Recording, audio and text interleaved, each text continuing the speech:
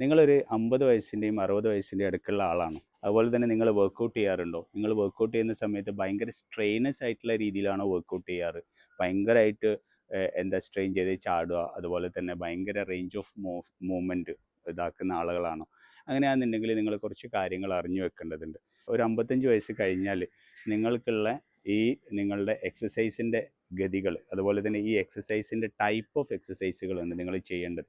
അതിൽ മെയിനായിട്ട് 3 കാര്യങ്ങളാണ്. ഒന്ന്, നിങ്ങളെ ബോഡീനെ അതുപോലെ തന്നെ നിലനിർത്താനുള്ളത്. പിന്നെ അതുപോലെ തന്നെ നിങ്ങളെ മസിൽ മാസ് ലോസ് ചെയ്യാതിരിക്കാൻ വേണ്ടിയിട്ടുള്ളത്. പിന്നെ അതുപോലെ നിങ്ങളെ ബാലൻസിങ്. ഇപ്പോൾ കൂടുതലൊരു 60 ഇയർ ഓഫ് ഏജ് കഴിഞ്ഞാലാണ് നടക്കുന്ന സമയത്ത് എന്തെങ്കിലും ബലഹീനത അനുഭവപ്പെടുക, അതുപോലെ ബാലൻസിൻ്റെ പ്രശ്നം ഉണ്ടാവുക. നിങ്ങൾ കോൺസെൻട്രേറ്റ് ചെയ്യേണ്ടത് 3 തരത്തിലാണ്. ഒന്ന് എയറോബിക് എക്സസൈസ്, പിന്നെ അതുപോലെ തന്നെ മസിൽ സ്ട്രെങ്തനിങ് എക്സസൈസ്, പിന്നെ മൂന്നാമത്തേത് ബാലൻസ് റീഗെയിൻ ചെയ്യാൻ വേണ്ടിയിട്ടുള്ള എക്സസൈസുകൾ. അതിലല്ലാതെ ഓരോ പ്രായക്കാർക്കും അതിൻ്റേതായിട്ടുള്ള പ്രായത്തിനനുസരിച്ചുള്ള എക്സസൈസുകളുണ്ട്.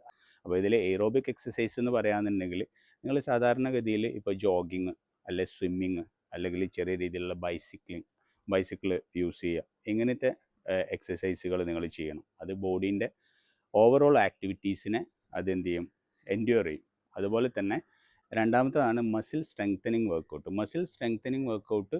അതിൽ മെയിനായിട്ട് നിങ്ങൾ വെയിറ്റ് ഓവർ ലിഫ്റ്റ് ചെയ്യേണ്ട ആവശ്യമില്ല. ഒന്നെങ്കിൽ സ്ക്വാട്ടിന് പകരം നമ്മൾ ഒരു ചെയർ വെച്ചിട്ട് സിറ്റ് ചെയ്യുക, എഴുന്നേൽക്കുക, അതുപോലെ ചെയ്യുക. അതുപോലെ തന്നെ പുഷപ്സ് നിലത്ത് ചെയ്യണമെന്നില്ല, വാളിൽ നമുക്ക് എന്ത് ചെയ്യാൻ പറ്റും, പുഷപ്സ് ചെയ്യാൻ പറ്റും.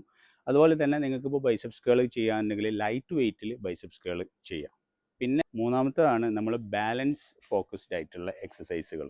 നമ്മളിപ്പോൾ ഒരു ഏജ് കൂടുന്നതിനനുസരിച്ചാണ് നമ്മളെ ബാലൻസിൻ്റെ പ്രോബ്ലം ഒക്കെ വരിക. അപ്പോൾ അത് തടയാൻ വേണ്ടിയിട്ടുള്ള എക്സസൈസുകളാണ് ഹീൽ ടോ. എന്താണെന്ന് വെച്ചാൽ നമ്മൾ ഓരോ ഈ മടമ്പും അതുപോലെ തന്നെ വിരലുകളും നേരെ വെച്ച് ഇങ്ങനെ നടക്കാൻ ശ്രമിക്കുക. അതുപോലെ ഒരു കാലിൽ പൊക്കിയിട്ട് നിൽക്കാനുള്ള ശ്രമങ്ങൾ നടത്താം. ബാലൻസ് ചെയ്ത് കൊടുക്കുക ശരീരത്തിന്. അപ്പോൾ അത് നിങ്ങൾക്ക് കൂടുതലായിട്ട് ആ ബാലൻസിൻ്റെ പ്രോബ്ലംസ് അങ്ങനത്തെ ഒന്നും ഇല്ലാതിരിക്കാനും നല്ലതാവും. അതുകൊണ്ട് തന്നെ നമ്മൾ ചെയ്യാനുള്ള അപ്പോൾ ഈ 3 തരത്തിലുള്ള എക്സസൈസുകളാണ് നിങ്ങൾ ചെയ്യേണ്ടത്.